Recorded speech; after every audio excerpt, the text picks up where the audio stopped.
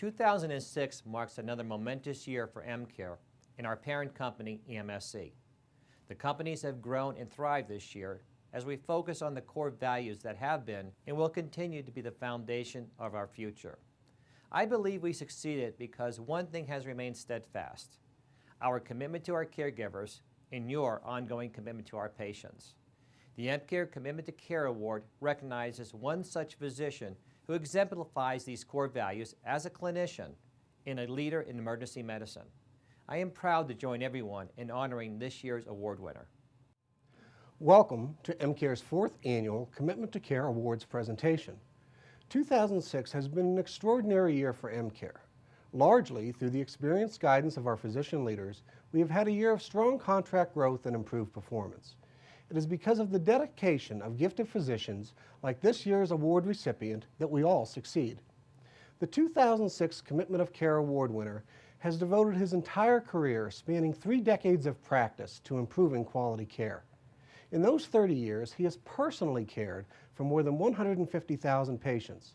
He currently serves as the medical director and chairman at 2 medical centers, while chairing 3 key committees: performance improvement, utilization review, and patient safety.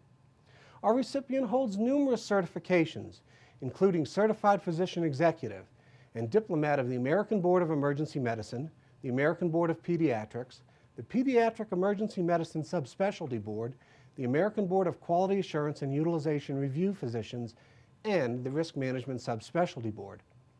For the past decade, he has made an unwavering commitment to the mentoring of young physicians, helping to ensure a strong future for the practice of emergency medicine and quality patient care. Through his work as both a chairman and an administrator, this year's winner embraces EmCare's guiding principles of patient care, compassion, community, and collaboration. It is my honor and pleasure to present the 2006 Commitment to Care Award recipient, Dr. Ralph Kelly.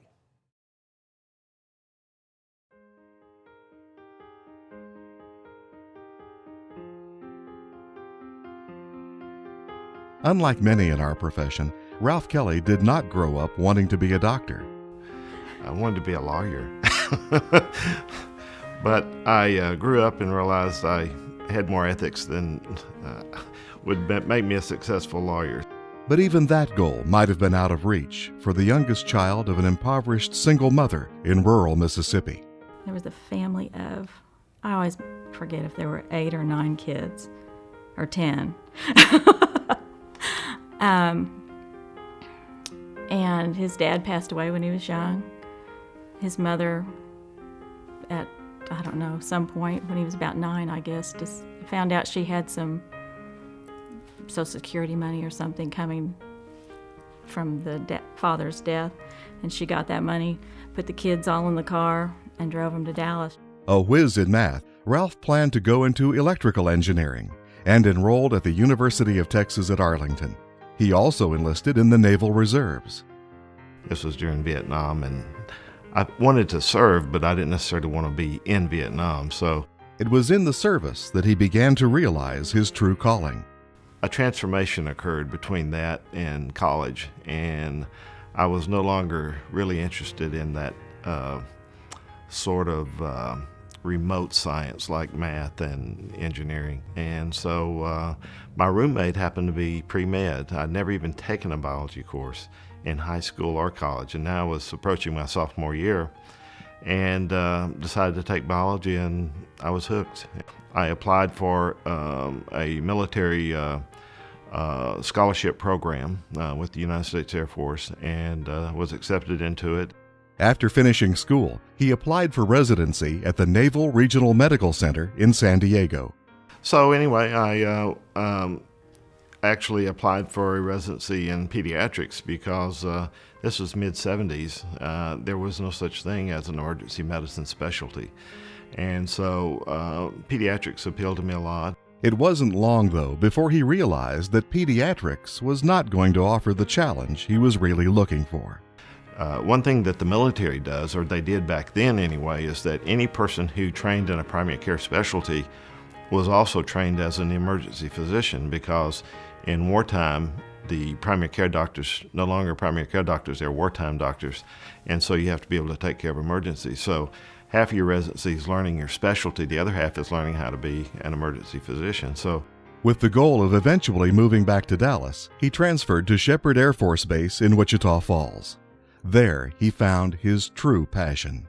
one of my friends was working in the emergency department in downtown Wichita Falls, and they needed help, and so I started moonlighting, and literally was hooked in a matter of a few weeks. There was a total unpredictability about it, which means you had to use like everything that you had every time you worked, and that was appealing to me. I've never really lost my passion for emergency medicine. Even now, you never know what that next patient's going to be.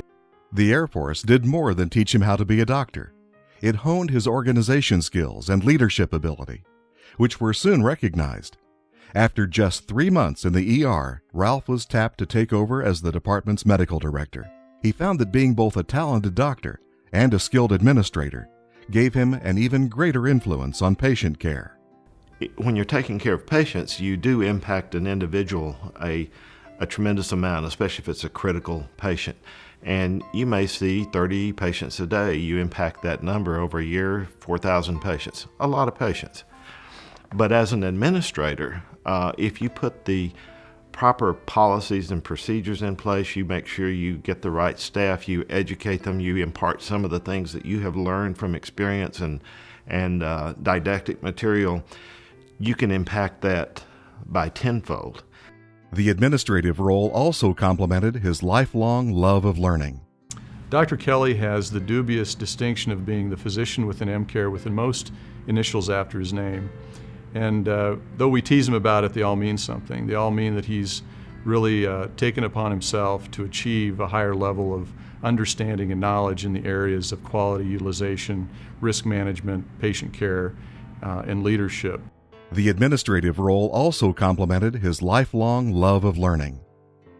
Today, Dr. Kelly serves as medical director and chairman of the emergency departments at Trinity Medical Center and RHD Memorial Medical Center, where he also chairs numerous committees on performance, quality, and utilization.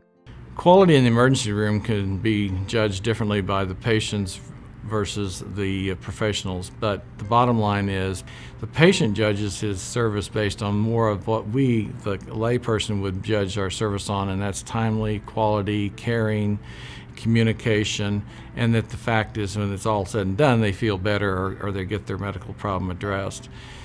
Dr. Kelly is able to focus on that component of what the patient and family needs are, but he also focuses on what the professional needs in their ability to be good at diagnosis and treatment. In seeking ever higher levels of performance in his departments, Dr. Kelly is able to apply a knowledge of engineering as well as medicine. If you're going to have an impact on your department that will translate into better care for the patients, you don't just say, I think this would be a good idea or that would be a good idea. You need to really study processes and see what you are doing in terms of reducing variance. If you study the process, you see where the variability is. You look for the things that work and the things that don't. You eliminate those things that don't, and you focus on the things that do work, and then study your results. It becomes a logical, objective thing to do to improve care.